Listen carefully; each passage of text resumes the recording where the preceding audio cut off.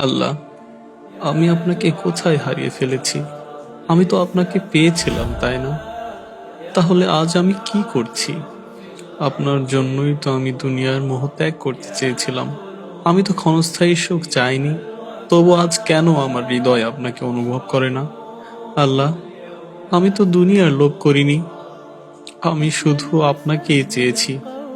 প্রতিটি সম্পর্কে, প্রতিটি ভালোবাসার প্রাপ্তির বদলে আমি শুধু আপনাকেই চেয়েছি।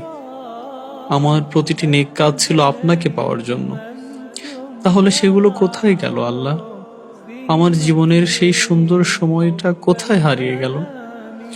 যখন আমার হৃদয় আপনাকে অনুভব করত, যখন ঘুম ভেঙে শুধু আপনার জন্য নামাজে দাঁড়াতাম। আর আজ জেগে থেকেও আপনাকে স্মরণ করি না। এটা আমার কি হয়ে গেল? আমি কিভাবে আপনার ভালোবাসা ভুলে গেছি? আমি কিভাবে এত দূরে সরে গেছি? আমার হৃদয় যেন পাথর হয়ে গেছে, যে এখন আপনাকে অনুভব করতেও কষ্ট হয়।